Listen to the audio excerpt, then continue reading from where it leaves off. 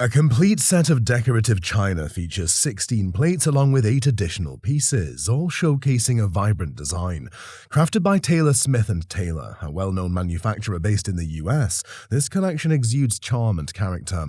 Each piece is marked with warranted 22-karat gold, which enhances its beauty but holds no intrinsic value. But if you can't melt that gold back off there's no value to the gold. The under 50-year-old general person is not going to buy this. Sure. Discovered at an estate sale, the set's aesthetic charm compelled the owner to purchase it. Yet the price paid remains a delightful mystery. Mass-produced and primarily composed of transfer prints, this china lacks appeal for younger generations. They tend to favor practicality in their dishware, opting for items that can easily go in the dishwasher. As a result, this type of china has a weak presence in the marketplace today. Despite its historical charm, the value of a large set like this one is estimated to be between Big set of this today, you can pick it up at the right auction for perhaps $200 to $300. Okay. Centered prominently is a breathtaking necklace, showcasing the masterful skills of tribal artisans. According to the guest, they were owed a debt, which was settled by accepting this necklace as a payment, after being offered a choice between company shares or jewelry. The necklace's design suggests it's a 1970s Navajo-made piece, possibly originating from Gallup, New Mexico. The Navajo Nation, also known as the Dene, meaning the people in Navajo, is the largest Native American reservation in the United States, covering over 27,000 square miles in Arizona, New Mexico, and Utah. The Navajo people have a rich and complex history that dates back to the 14th century. Originally nomadic hunters and gatherers, they adopted farming and sheep herding from the Pueblo people. The Navajo were known for their skilled horsemanship and warrior culture. This vintage treasure embodies the 1970s taste for oversized, dazzling jewelry that made a fashion statement.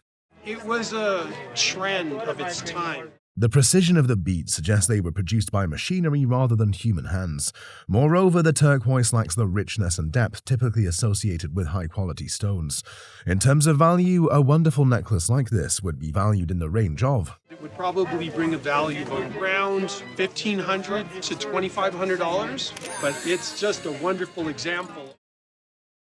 This is a 1908 Belmont trophy purchased for $5,000 at an antique show in Louisville in 1971. Based on research, the August Belmont trophy is a different piece created by Tiffany & Co., supposedly designed by a gentleman named Paulding Farnham. However, Farnham only crafted trophies until 1907, suggesting he was not responsible for this 1908 piece. The maker of this trophy remains unknown, though their identity might be uncovered in the Tiffany archives. When the trophy is tilted, a mark at the bottom reveals the initials of the Tiffany factory director at the time. Tiffany put an initial on the bottom of each piece of silver made during the tenure of whoever was the director of the factory. The letter M corresponds to John C. Moore II, who took over management of the factory in 1907 and held the position for several decades. One remarkable feature of this trophy is that aside from being an exquisite piece of presentation silver related to horse racing, it's also functional. When opened, it reveals itself as a humidor designed to store cigars. The copper lining adds an element of crossover collectability. And it has great crossover collectability. Not only is it a wonderful piece of Tiffany silver that would appeal to Tiffany collectors. Additionally, it comes with its original presentation box, which bears the Tiffany & Co. maker's emblem on the inside. And we know it's the original presentation box because it has the Tiffany & Company maker's emblem on the inside. Nice. This piece would appeal not only to Tiffany collectors, but also those interested in cigars and equestrian memorabilia. It is exceptionally heavy, likely weighing over 200 ounces, a substantial amount of silver. As a Tiffany creation, arguably one of the finest silver manufacturers of the era, this item is valued at approximately Might bring between $30,000 and $40,000 in today's current auction. Wow, that's amazing. This guest presents these identical pieces of ceramic inherited from her father's family. They came from my father's family, and I'm not 100% sure where they came from. The piece comes with a note from her grandmother stating that they are Worcester and from the Dr. Wall period of Worcester. The Worcester Porcelain Company, founded by Dr. Don Wall in 1751 in Worcester, England, was one of the oldest and most renowned porcelain manufacturers in the country. The first period of the Worcester Porcelain Company, known as Royal Worcester, was incorrectly referred to as the Dr. Wall period, which is not historically accurate. We kind of stopped using that term because it's not quite accurate. Dr. John Wall was there, but the first period, as we can define it, is a little different in date. Royal Worcester is one of the most renowned and prestigious porcelain manufacturers in the world, with a legacy that dates back to 1751 in Worcester, England. The company was at the forefront of bone china innovation, with their pieces which were known for being thin yet durable, an important quality for collectors. Unlike these pieces, first period Worcester has a deep cobalt blue color, as seen in the background, but what's missing is the subtle scale pattern evident in Royal Worcester. The style of these pieces is also not quite Worcester, as the design and crafting of the handle are incorrect. Additionally, first period Worcester is made of a different kind of porcelain known as soft paste porcelain, while these pieces are made of hard paste porcelain.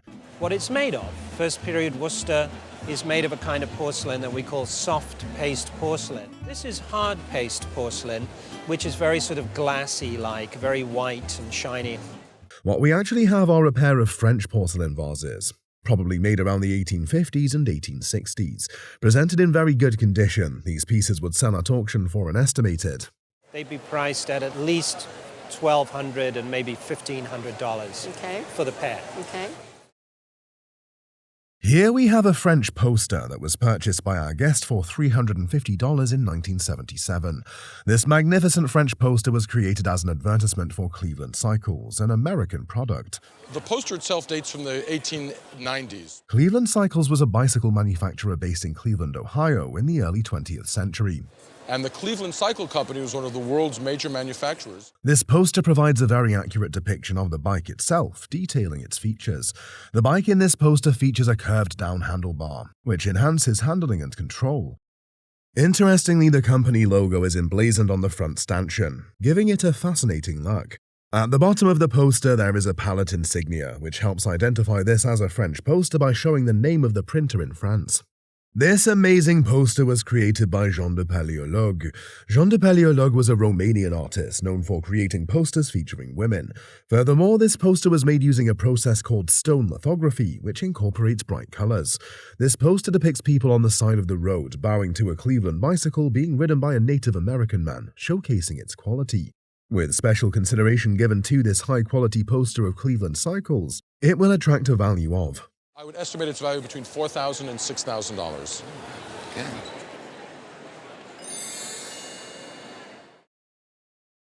People are usually fascinated by the concept of a miniature buck and talk more of a miniature Hebrew Bible. It's a beautiful mid-19th century Hebrew Bible. This miniature Bible was passed down from our guest's great-great-grandfather, who was a rabbi. All I know about it, except that my dad kept it in the safe and would never let me touch it when I was growing up.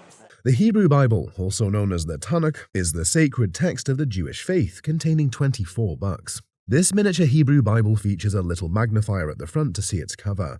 Interestingly, this miniature Hebrew Bible was printed in Warsaw, Poland, approximately between the 1840s and 1850s. The texts in the Bible are so small that one can hardly see the words to read. Miniature bookmaking such as this requires great skill and patience to produce, as every aspect of this bookmaking must be scaled down to fit the format. People for ages have been charmed by the concept of having bucks made in such small sizes. This process involves a combination of traditional bookmaking techniques and specialized methods to accommodate their small sizes. Based on the unique nature of this miniature Hebrew Bible, it will command a price of Retail, it would be worth approximately $1,000. I thank you so much. This is a tea cozy that she purchased on Portobello Road in London about 5 or 6 years ago. This Iroquois beaded tea cozy exemplifies indigenous craftsmanship and cultural blending. In the 19th century, Iroquois women were renowned for their beadwork, crafting items for trade with Europeans.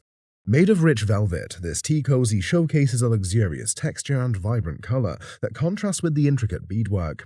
The beadwork features traditional Iroquois motifs and significant floral and nature designs. They're glass beads made in Venice, Italy, brought here by traders and providing native people with the opportunity to decorate with glass beads. Tea cozies like this were made for tourists, with Iroquois women selling beaded items. The flowering tree motif symbolizes growth, life, and interconnectedness in Iroquois art. This is a star device, a stellate symbol reflecting the upper world and the powers of heaven.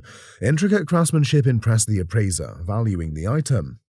I would value this at approximately $5,000.